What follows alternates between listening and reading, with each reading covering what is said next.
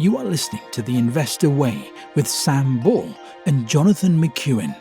If you enjoy the show, please subscribe and follow us on Twitter at TIW Tweets.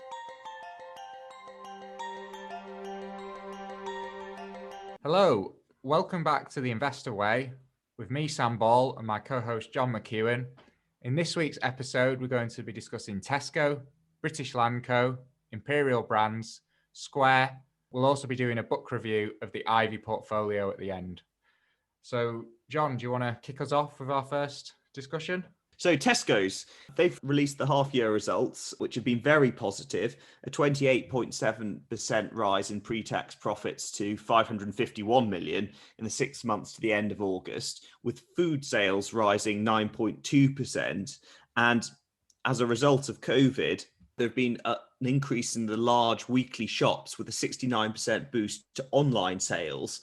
And Tesco have been able to increase their delivery slots from 650,000 to 1.5 million. They've also announced that they're going to be increasing the dividend. So it's going to be over 4.5% at the current share price. There have been a few things that have suffered within the company, such as the clothing sales, which have been down, and they've had a slight decrease in fuel. But overall, the picture has been very positive considering the circumstances.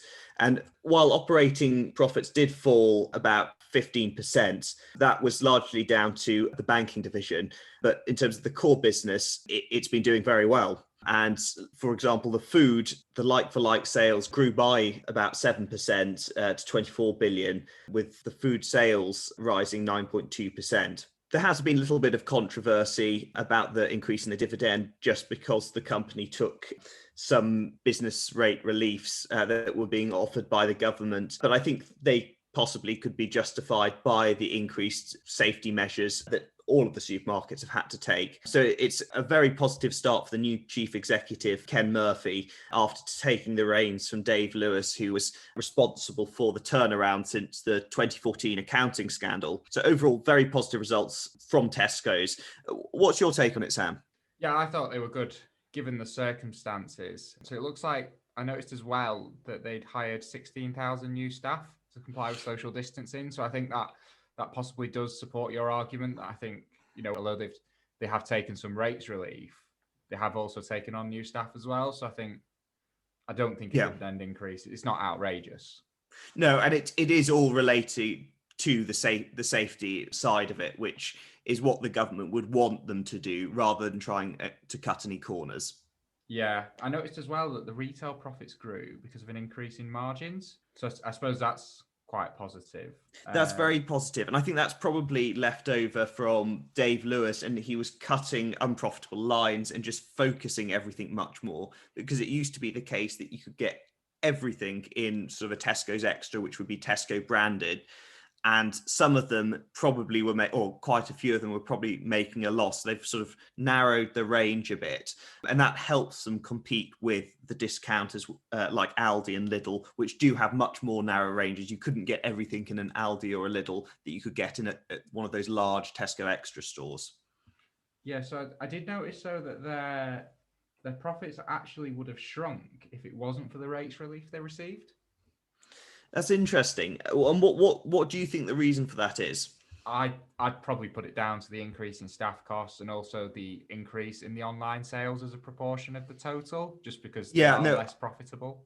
They are less profitable. I think one thing they're doing to address that is they're encouraging click and collect, which is somewhere in between that you could obviously order online and then Tesco's don't have to do the delivery. You could still be COVID secure and sort of pick it up in your car in the car park rather than going the whole hog and having the Tesco delivery van coming round. So that's, if they could promote that a bit more, that might be sort of a compromise and be more profitable. But yes, I appreciate the delivery. While it sounds great that they've had such a big increase in it, it doesn't necessarily translate directly into increased profits. And they do have a huge market share. I think it's over 25% of the UK food retail market. Yeah, 26.8%.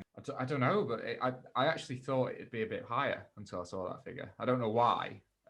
It seems quite pretty respectable anyway. But I sort of in my head, I had a higher figure. I don't know why. Yeah, I mean, I suppose they also do. They have the acquisition of Booker, so they have some sort of traditional corner shops chains that they acquired. But yeah, it's really. I think they are the biggest single player. Yeah, I saw actually that within those half-year results, Booker sales actually rose 11%, so 3.5 billion. Oh wow, well that's certainly another positive for it, and it's that sort of integrated supply chain that they got as a result of that acquisition, which was very fortunate because obviously Sainsbury's and Asda didn't get their deal through, so I think Tesco's have done particularly well as a result of that. So I noticed as well, they agreed the sale of their Thai and Malaysian business for 8.2 billion, which is expected to complete before the end of the year. And then they've also agreed the sale of their Polish business in June, which they're expecting to complete in spring 21. Okay, so that's still yet to go through. Well, they're all agreed, but yeah. Well, both sorry, of those they've not completed yet. I mean, under the not Dave Lewis, but his predecessor, there was a huge, there's the huge expansion overseas into America with I think it was a Fresh and Easy, which didn't work out. They sold it at a loss, but then they were able to focus again on their core domestic market. And I think probably selling over in their business over in Thailand and Central Europe is probably a sensible move. No, I think it makes sense. Just streamlining it, isn't it, really? Yeah, that's right. That's right. And what do you think of food retail as a whole? Is it a sector that you'd be buying into? I mean, it's not a sector that's massively interested me in the past. I think maybe I've probably got more respect for it now as a result of the lockdown, and we've seen just how essential it is. I mean, it's not a particularly glamorous industry, but yeah, small margins. Yeah, that's small margins, and it is very competitive. I think it's hard to have a clear competitive advantage. I guess with Tesco, you'd say it's their vertical integration and also probably just their sheer size in the UK.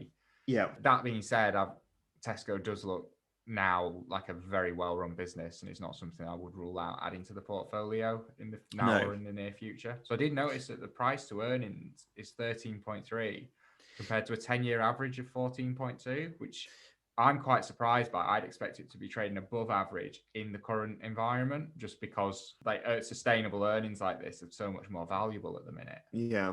I suppose one of the threats to the sector, which happened earlier in the decade, was the sort of supermarket price wars and companies, the big four especially, being particularly badly hit. And if that returned, then you could see the margins depressed even more once again. And it's hard to say as well what's going to be happening with Asda in the near future now. I mean, we talked about the takeover last week. There are threats, but overall it's looking in much better shape than it did 5 or 6 years ago, especially after the accounting scandal. And I think Buffett famously bought in after the horse meat and got burnt and sold the shares pretty quickly. Yeah. So I saw as well they're planning to open over 25 urban fulfillment centres in the next 3 years to improve efficiency. So yeah, which again, positive move there. It seems to me like an indication as well that a lot of this switch to online sales, they are, although it's been accelerated because of the pandemic, I think they are expecting it to possibly stay around current levels, because otherwise there wouldn't really be much need to do that. I think that's with the idea of making the online better. Yeah, that's right. And I suppose the other side of it that was a bit of a drag was the Tesco's bank. And again, you'd wonder whether that's going to, or they're going to sort of sell that, or it's going to, essentially dispose of it. Yeah, I saw for the year they're expecting a loss of 175 to 200 million pounds. Yeah. Do you think that supermarkets should be having divisions like banking, or do you think that's sort of a relic of the past where they were sort of expanding to the extent that they were getting involved in all sorts of different businesses that they probably weren't experts in, and that were, I suppose, a risk of going wrong and dragging down their earnings? Yeah, I mean, I would prefer to see it without the bank. I think I'd find it more attractive without it. I think that's more to do with just how I see banking as a whole right now. But I think if I wanted a bank, I would buy a bank. I wouldn't. You'd buy a bank, yeah. For me, Tesco looks like a very well-run business, and if I was to buy it, it would be in spite of the bank. It wouldn't be a contributing factor. No, that's right. And what do you think of it as an income play? Because it's now yielding over 4.5%, and it's got respectable cover. No, I think it looks great. I think if you do want if you want some more income exposure, I think it's it's probably one of the more sustainable, large paying dividend stocks at the minute. I mean, it's Yeah, probably yeah, it's probably not going to be a So- multi-bagger, but I think, you know, a 4.5% yield, it is respectable, and I it's think respectable, it's probably quite stable. Yeah. So a company that you buy, a company you consider? I'd say I'm more interested in it, having looked at it for this, than I was beforehand. It's something I probably wouldn't have considered before, but I am impressed with it. I think it looks like a well-run business.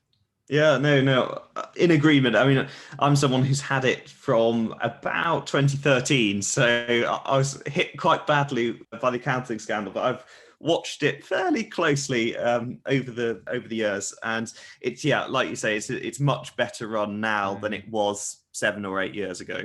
Well, I remember the way you used to talk about it, even like 4 or 5 years ago. It was not with the same positivity. It was more like it was something where it was down. You used to say it was down, and you were holding it to teach you a lesson. Whereas now, that's right. Whereas now, I think it's genuinely, you know, it's a good business to own. Yeah, that's right. That's right. Yeah, no, it was sitting in the portfolio, and it was a reminder, which it's certainly helped me in terms of thinking about investments for sure. Okay, so next on the list with news out this week was Imperial Brands.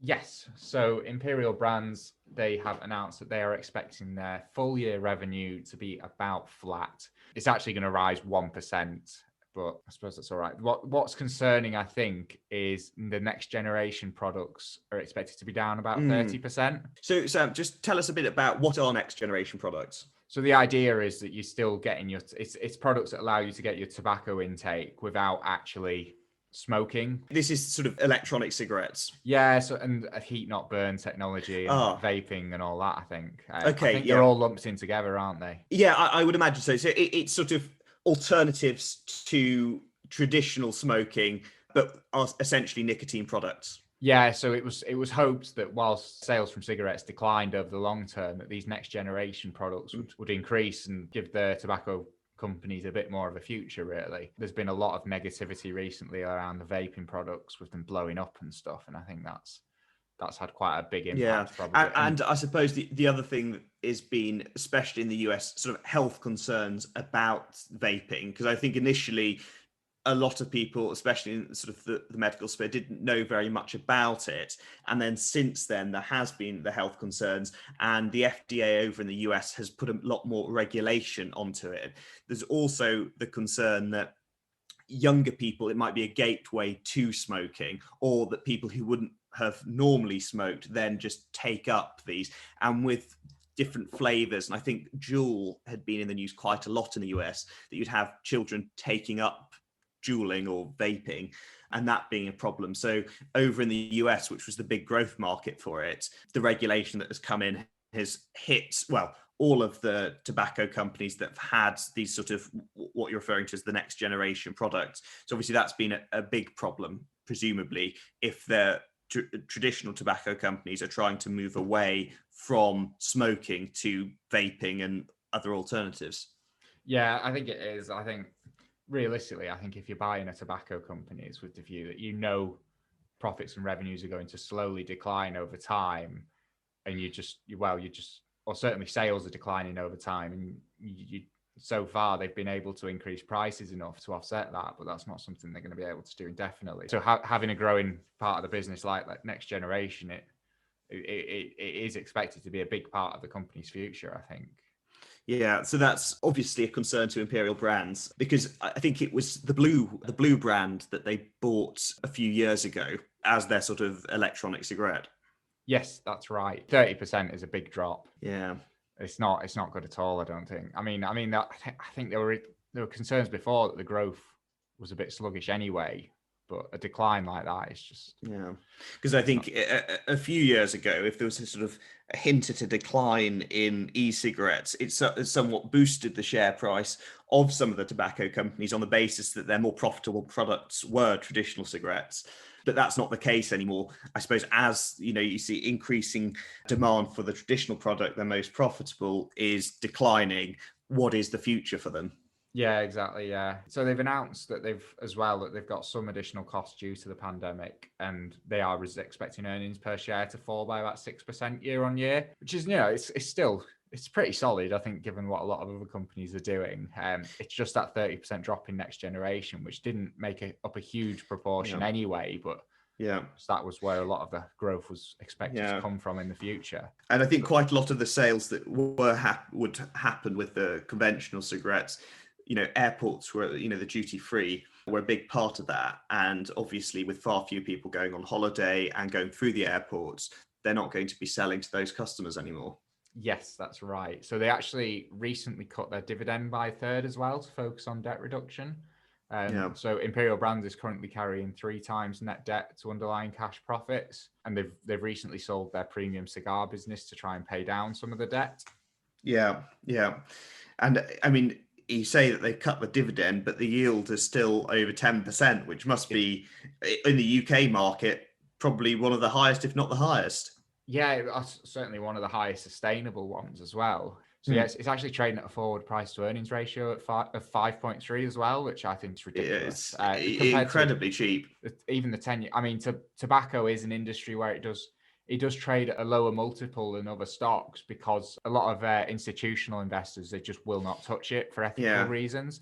Yeah, and I suppose on that point, institutional investors have been selling off for a number of years now. Yes. So quite apart from how the business is doing, it has depressed the share price because I suppose ultimately, if you go back to sort of the individual investor, they might be more averse for ethical reasons and the harm that tobacco does to buying into a fund or a pension, whatever it might be, that has tobacco, oil, alcoholic or brewers, I should say, in that portfolio. Yes, that's right. But I just think, 5.3, even that's a lot lower than the 10-year average. So it's actually traded at a 10-year average of 11 for the forward price to earnings ratio. Yeah. And like you say, the yield's over 10% at the minute, even after being slashed by a third. Just on the sort of valuation basis, you wonder whether it's going to be because sort of a takeover target, essentially. It could be. So it is, of the big 4 tobacco brands, it is actually the smallest. So it would be the one that could get taken over. I certainly wouldn't buy it expecting a takeover, but it's not an unrealistic possibility. No, and I suppose if the pound weakens, whether you see it becoming even more attractive, because there's Japan Tobacco, which is a bigger player, and whether that would come in and take it.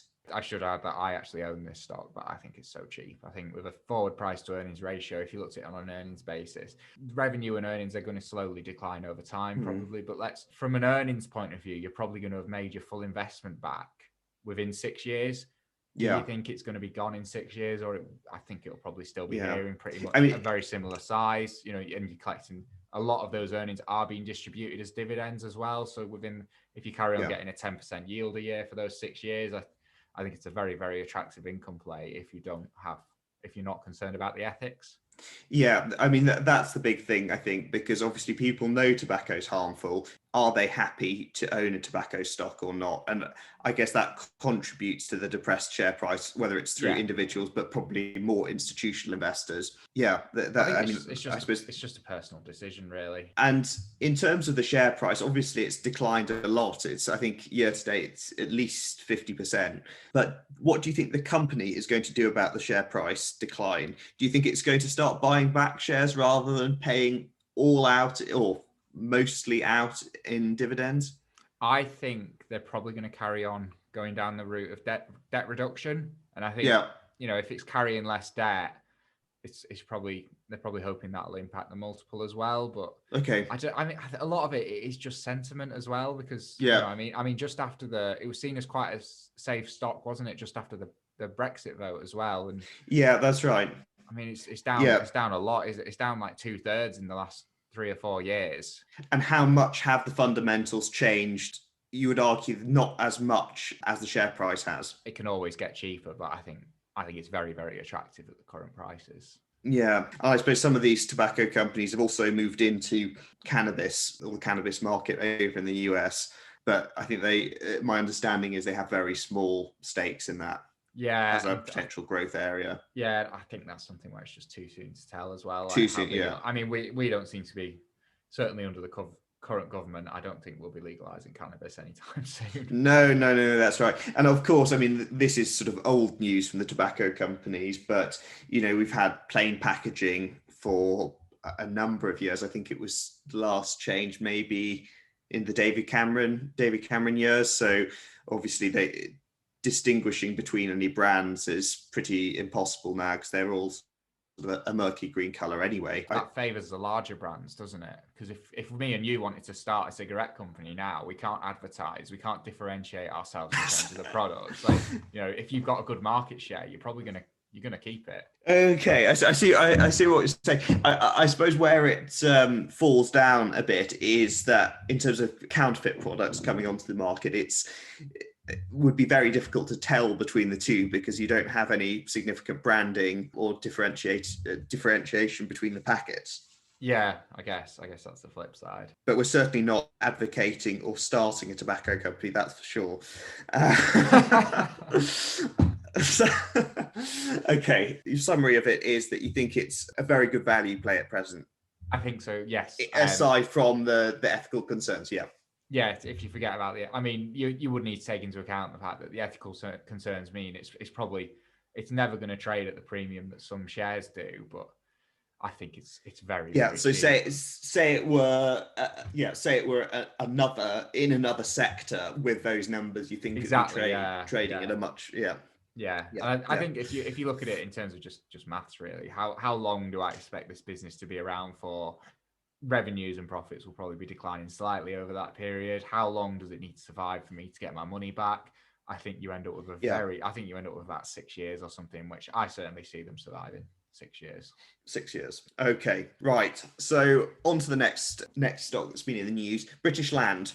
So the news from British Land is that they've been reinstating a dividend, which they had suspended earlier this year. So they're going to be paying the dividend from November, and they've changed the dividend policy a bit. So now it's going to be 80% of underlying earnings per share paid twice a year, and rather than having a set number that they have to achieve, which has given them a bit more flexibility. And the other news with it has been positive.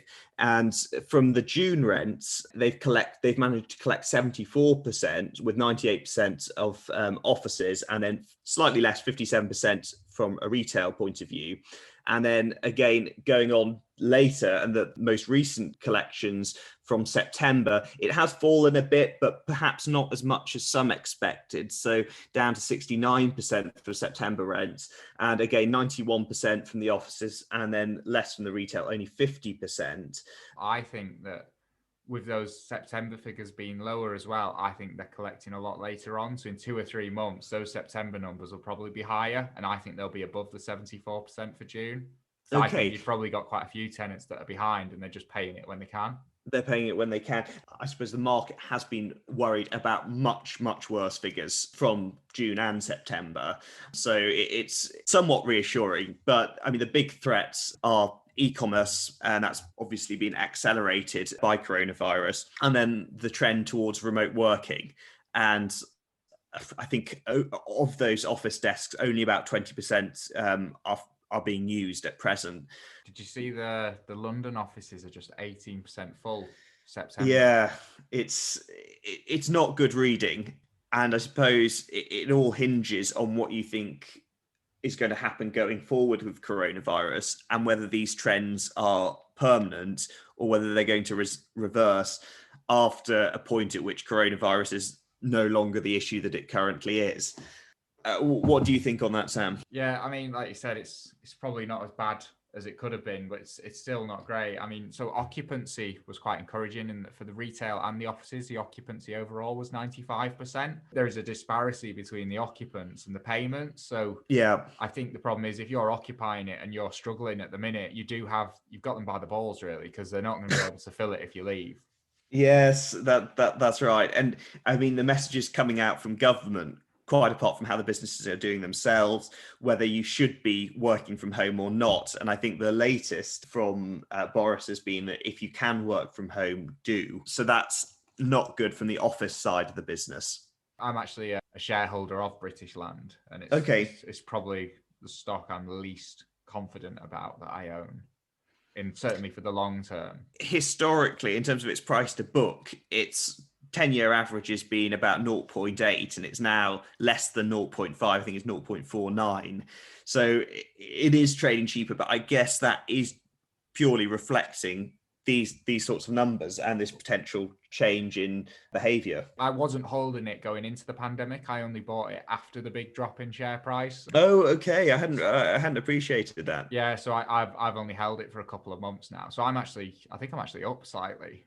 Yeah. Which, if you look at the share price, most people aren't. But I don't see myself holding this in 5 years. It's something where it's very, very cheap on a price to book, and I think that's because people are expecting the value of the assets are going to be impaired significantly.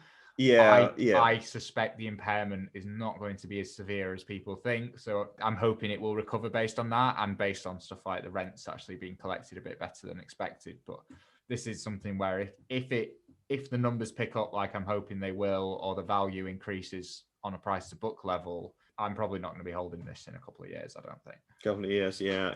It was just a pure value play, and I just think it looks so cheap. The huge uncertainty around all of those issues, offices and shopping centres, we just don't know. And even prior to going into lockdown and the sort of outbreak of COVID, shopping centres were already in decline, and retail as a whole, or traditional retail, I should say, rather than e-commerce. So even more uncertainty now that there's been that push towards e-commerce, which coronavirus has inevitably accelerated. Certainly for the REITs such as British Land Co, where they do have a high amount of retail exposure, I think the long-term future, it's uncertain is probably the word I'd use to describe it. Because I think with a lot of the retail outlets, people, businesses, you've got the death of the high street and businesses going bust and stuff. And you do think they can maybe repurpose some of these, so there will be some use for them, but it's very unclear what the outcome's going to be. More of an experience high street, with exactly. Sort of restaurants, cafes. It's not like you're letting out one of your high street outlets and someone goes bust and someone's immediately going to want to move in, and you're not going to have to change the layout of the shop or anything. I think a lot of them, they will be getting repurposed. Yeah. And at the moment, with them reinstating the dividend, it's a prospective yield of about 4.8%. So it's pretty chunky. But how sustainable that is going forward, it's anyone's guess. If it's the 80% of the earnings, they don't need to worry about that. I suppose what I was getting at was the yield at the current share price and what would be paid out would be pretty chunky if you bought it now, but going forward is anyone's guess what it would be. If we get a second lockdown or something, that 80% is not going to come. It might stay at a 4.8% yield, but it's only if the share price falls, I guess. That's right. And it also, with these local lockdowns, depends on sort of geographical locations of them, which could also, if there was another lockdown in London, for example, that would hit British Land particularly hard. Is this a stock you'd be interested in? No, not now. Not with the uncertainty. No. Would you have been interested pre-pandemic? Probably not. I think that sort of change in retail habits and the shift to e-commerce would have put me off, to be honest. No, I despite owning the shares myself, I tend to agree. I think it's just so difficult to say where the business is going to be in 5 or 10 years, really. Yeah, that's right. It could weather the storm. It could come out fine. It could repurpose a lot of the retail side, but you could buy the shares and do very well if it all goes well and things return back to the sort of pre-COVID office work and the retail that they repurpose it and have more of the experience-based high street, which would be a positive for British Land rather than sort of the decline that's been going on more recently. But there's no guarantee that'll work. There's no guarantee that. I guess if you were in a popular high street, the rental yield you could get was probably a lot higher than if you've had to repurpose it and you just, that's that dynamic's changed, I think. Yeah, I completely agree. Yeah, it's just not as attractive as it was 2 or 3 years ago, I don't think. No. All right, so next on the list. Yes, so next on the list, we have Square. Do you know much about Square, John? Very little. It's a US stock. Yes, so it is a US stock that it combines software and hardware to enable sellers to turn mobile devices and computing devices into payments and point-of-sale solutions. So basically what that means is it helps businesses sell stuff. So you might have seen the adverts for the little Square payment systems where you get this little box thing. And I think I once went on a guided tour of Copenhagen, and my tour guide popped out his mobile phone and did have something that plugged in. I think it might have been a Square actually, and we were able to donate for the tour through his mobile phone, which I was quite impressed with. That was a few years ago now. Yeah, so it's very popular among small businesses. They are a US company, so they're a lot bigger in the US, but they do have a presence in the UK. So as well, once they get these small businesses onto their systems, they then have other features that you can try and tell, such as reporting analytics, next day settlements, digital receipts, payment dispute management, chargeback protection, and payment card industry compliance. And then in the US, I don't think it's come to the UK yet, but they've also got on the buyer side, they've got a cash app. So it's kind of like a bit of a PayPal where you can buy and send money quite easily between your friends, but it also allows you to buy and sell Bitcoin and send that between your friends. Yeah, so that's been one of the more interesting sides to the business in recent years. So the founder and current CEO, it's actually Jack Dorsey. So he's the same guy that's CEO of Twitter. Oh, wow. So okay. So he's CEO of both of them. Yeah. So I think he does 2 days at Square, 3 days at Twitter. Busy week. Yeah, I mean, we've not started talking about the news yet, but yeah, it's interesting as well with that, because if you look at the Twitter performance over the last few years, it's not entirely his fault, because it went public and it did very badly, and then he came back in as a bit of a turnaround, and since then it has done quite well. But I think probably there are quite a lot of Square shareholders that would probably prefer him to see him just managing Square. I think there's possibly quite a few Twitter ones that would agree too. And year to date, how's Square done into just purely share price performance? It's done very well. So it looks like it started the year at about $60 a share, and it's now at $187 a share. Oh wow! So very decent return there. Oh, it's on from a shareholder point of view. It's basically been the opposite of Twitter, really, in terms of I mean, if you look at it over, so it went public in 20th of November 2015 at $12.85 a share. Yeah. And now it's at $187 a share. Wow. So market cap of 83 billion, and looks like the price to earnings according to Google is 415. Wow. So very cheap. Very cheap. Okay. Yeah.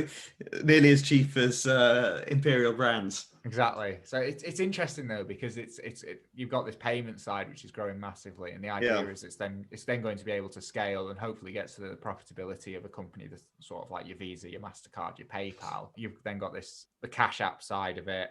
And the idea is, I think, that they're going to turn into more of a bank. I think they might have a banking license now. They've got a banking license as well as of March. So, okay. So again, definite room for expansion there.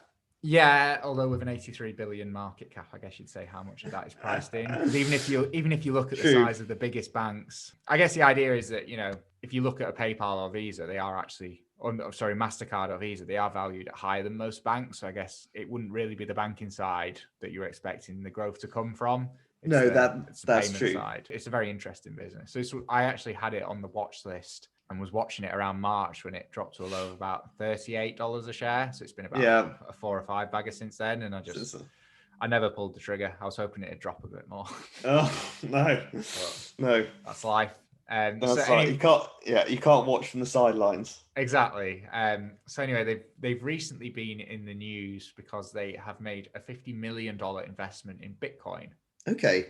And when you say investment, they've just bought Bitcoin? Yeah, so they'll have held Bitcoins anyway for the Cash App so people can buy and sell them. But they've purchased 4,709 Bitcoins at a total price of $50 million, which they are just going to hold on the balance sheet.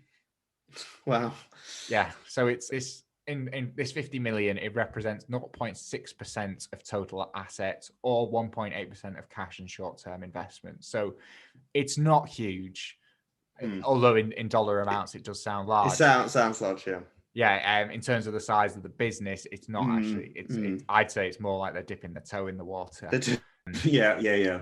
But they've said that they believe that cryptocurrency as an instrument of economic empowerment, and provides a way for the world to participate in a global monetary system which aligns with the company's purpose. Jack Dorsey is actually a massive Bitcoin bull. I think he's got Bitcoin in his bio on Twitter.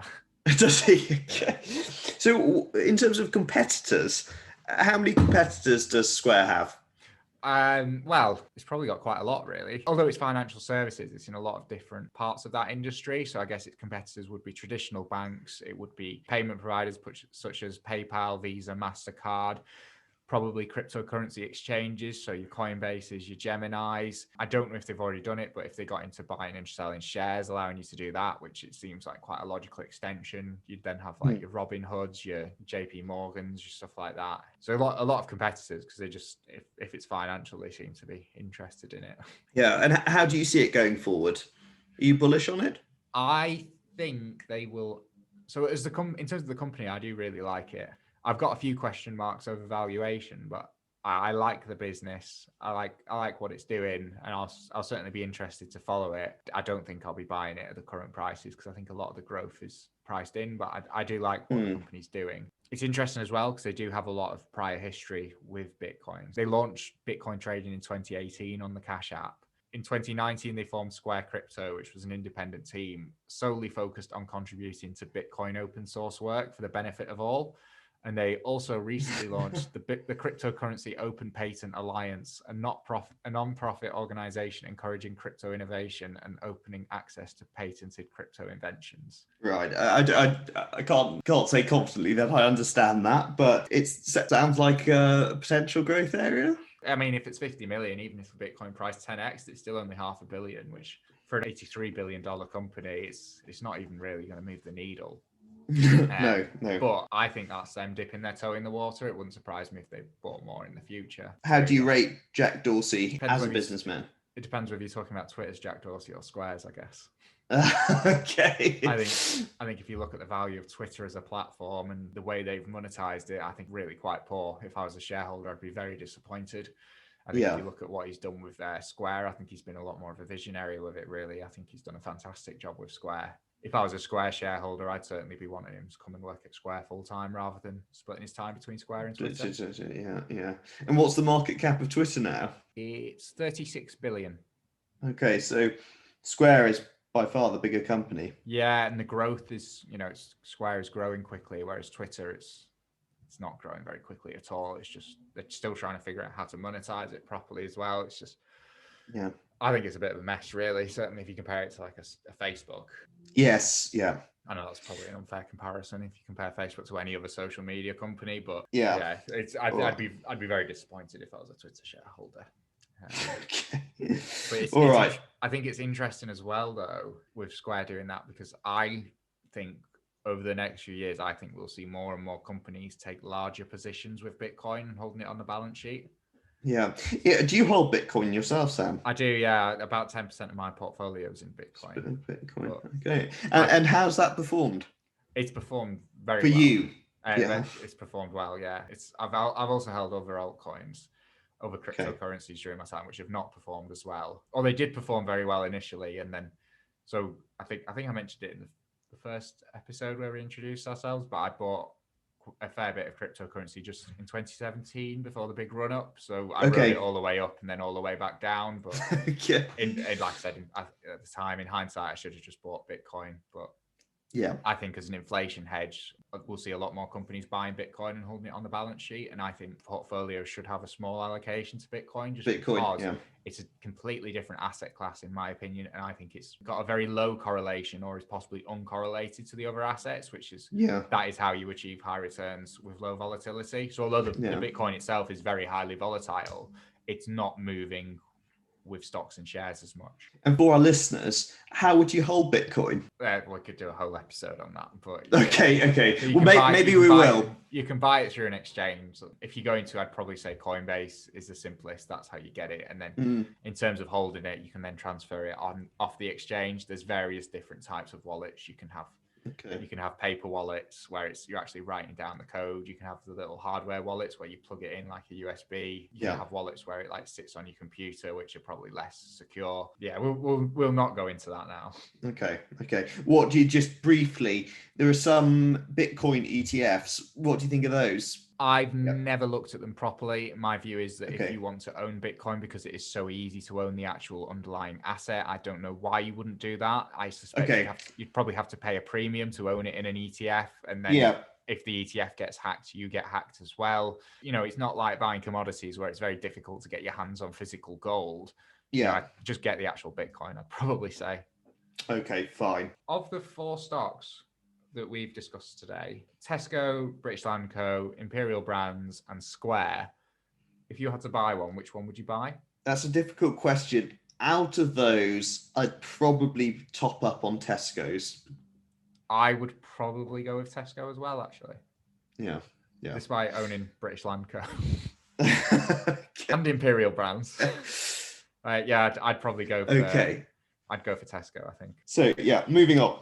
The final thing we wanted to do was a book review of the Ivy portfolio by Faber and Richardson. This is a book that looks at the Yale and the Harvard endowments in America. They're basically run by professional investors. Right. The idea being that they can achieve returns and then that could be used for the university. So the Yale endowment between 1985 and 2008, that returned 16.62% a year. It's ridiculous. Compared to 11.98% for the S&P. And they've managed to do that whilst having 33% less volatility than the S&P. So Harvard also returned over 15% a year with volatility of under 10% a year. Gosh, so again, very impressive, not quite on the scale of Yale, but how have they both gone about that then? So the way they are able to overperform with lower volatility at the same time is because they've got more real assets and more alternative assets. So the real assets are defined as real estate, timber, and commodities. The alternative assets are hedge funds, private equity, and venture capital. So it's quite similar to the Andrew Craig that we were talking about last week, where they're basically trying to include different asset classes with low correlation in the portfolio. So the idea is if you have 3 different asset classes that say return on average 10% a year, but they're uncorrelated, you'll probably get close to that 10% a year, but it'll be a much smoother ride. So whereas if you were just in equities, you could be up 20% one year, down 15% the next, up 25% the year after that. Yeah. If you've got this portfolio that's got different types of asset classes in, then although you'd have the equities doing that, in a period where the equities were down big, the commodities might be down a lower amount, or the bonds might be up. And the idea is you can hopefully achieve the market beating returns, but with a lower level of volatility. They did it every 10 years, but the Yale portfolio in 2007, the makeup of it was 26% stocks, 4% bonds, 14% real estate, 14% commodities, 19% private equity, 23% hedge funds, and then no cash or anything else. Wow. So I thought that was very interesting for a number of reasons. Firstly, that the stocks was so low at 26%. Yes. And then also, I guess that the other assets were so high. So the commodities, the private equity, and the hedge funds. The book looks at how they've managed to do this. And then it also looks at how you could potentially replicate that yourself as an individual investor.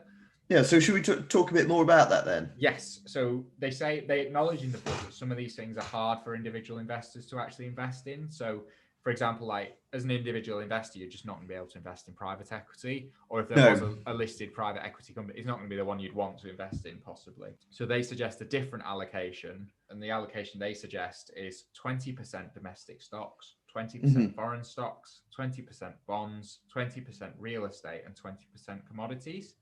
They then compared this allocation from 1985 to 2008.